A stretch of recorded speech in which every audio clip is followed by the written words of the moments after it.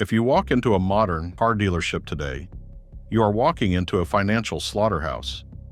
The average new car in America is pushing $50,000. Dealerships are locking buyers into 84-month loans with interest rates that rival credit cards. But the price tag is not the worst part. The dealership does not make its real money when you buy the car. It makes its money on everything that comes after. The service appointments, the repair bills on components designed to fail just outside the warranty window.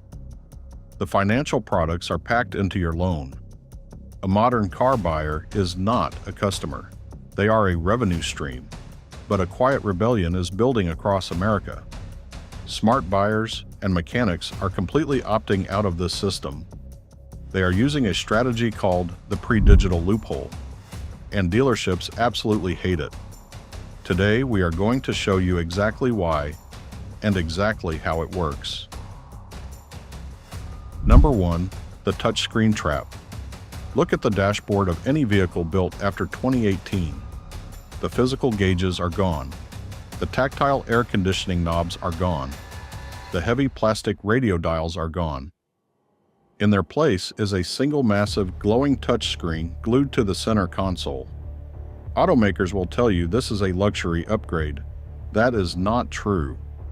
A single cheap glass screen is dramatically cheaper to manufacture than 30 individual copper-wired analog switches. This is a corporate cost-cutting measure disguised as innovation. And it is a direct pipeline from your wallet to the dealership's service department. In a 20-year-old car, if your air conditioning knob breaks, you go to a junkyard, grab a $5 plastic dial, and the cold air blows again. In a modern vehicle, the climate controls are baked into the touchscreen's software. When the screen delaminates from sitting in the sun or the cheap internal processor fries from a voltage spike, you lose your heat, your defrost, and your radio all at once. The car becomes effectively undrivable. And when you bring it to the dealer, they cannot repair the screen. They replace the entire infotainment control module. The bill runs $3,000 to $4,000. That is not a coincidence. That is the business model. Independent mechanics cannot access the proprietary software locked inside that module. The dealership is the only authorized repair center. They design the fragility, they control the fix. And they set the price. Your $50,000 car just became a guaranteed customer for their service department for the next decade. Number 2, the data harvest. Every vehicle rolling off the assembly line today is equipped with built-in telematics and a constant cellular connection. And the dealership knows exactly what that means for their bottom line. Because that connection is not just tracking your location. It is monitoring how hard you brake, how fast you accelerate, how many miles you drive, and when your next service interval is due. That data goes straight back to the manufacturer, and the manufacturer shares it with the dealership. So before you even pick up the phone to schedule a service appointment, they already know your car needs one. They are not waiting for you to notice a problem. They are calling you before you do. But the surveillance goes far beyond service reminders. In March 2024, the New York Times published an investigation revealing that General Motors had been secretly packaging driver behavior data and selling it directly to data brokers like LexisNexis, who then sold it straight to insurance companies. A viewer from our channel wrote that his premium jumped 21% overnight. He had never been in an accident. His own car had reported him. And GM was not alone. Kia, Hyundai, Honda, Mitsubishi, and Subaru all had similar programs running in the background. You are paying $50,000 for the privilege of being surveilled by the machine sitting in your own driveway. And somewhere down the chain, someone is getting paid for every mile you drive. Number 3, modern cars are built to break. Not because of bad engineering, because of good business. A car that runs for 300,000 miles on nothing but oil changes is a customer the dealership loses forever.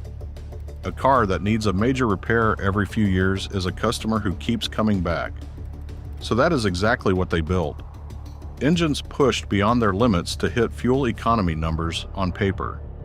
Transmissions that cannot handle the stress they are put under every single day. Components that are designed to last just long enough to get past the warranty period, and not a mile further. And when something breaks on a modern car, you cannot just take it to your local mechanic. The parts are proprietary. The software is locked. The repair requires specialized dealer equipment. So you go back to the dealership. You pay their prices. You sit in their waiting room. And you wonder why this keeps happening. It keeps happening because it is supposed to. Number 4. The pre-digital loophole. There is a specific window of automotive history that dealerships never talk about. Mechanics call it the golden era, roughly 1996 to 2008. Cars built in this window have everything you actually need. Modern fuel injection that starts reliably in the dead of winter. Computer sensors you can read with a cheap $20 scanner from any auto parts store. Airbags, modern safety features. But because they were built before the digital age took over, they carry none of the poison. No touch screens controlling your heat and defrost. No cellular modems broadcasting your location. No proprietary software locking out independent mechanics. No components designed to fail the moment the warranty expires. These cars are simple enough that any mechanic can work on them. Parts are cheap and available everywhere. And because nobody at a dealership makes money when you buy one, they will never tell you this window exists. A 20-year-old car from this era will not make the dealership rich. It will not generate service revenue. It will not produce repair bills. It will not feed the subscription model. It just runs. And that is exactly why they hate it. Number 5. What to buy. The goal is simple. You want a car old enough to escape the digital trap, but modern enough to be reliable and easy to maintain. Late 1990s to early 2000s. Toyota Camry or Honda Accord. These are the gold standard. Boring to look at. Impossible to kill. Parts cost almost nothing, and every mechanic in the country can work on them. You can find a clean example for $4,000 to $6,000 cash. If you need a truck, a late 1990s Chevy or GMC with a V8 engine is exactly what you're looking for. Built before the software that destroys modern GM engines. Simple, proven, and built to last. And if you want something larger, the Ford Crown Victoria is the ultimate loophole vehicle. Built for police departments and taxi fleets. Engineered to run forever. Parts are everywhere and cost almost nothing. A clean example goes for around $4,000 and will outlast a brand new $80,000 SUV. None of these cars generates service revenue for a dealership. None of them requires proprietary software to repair. None of them has a subscription, they just run. And that is exactly why the dealership will never recommend any of them.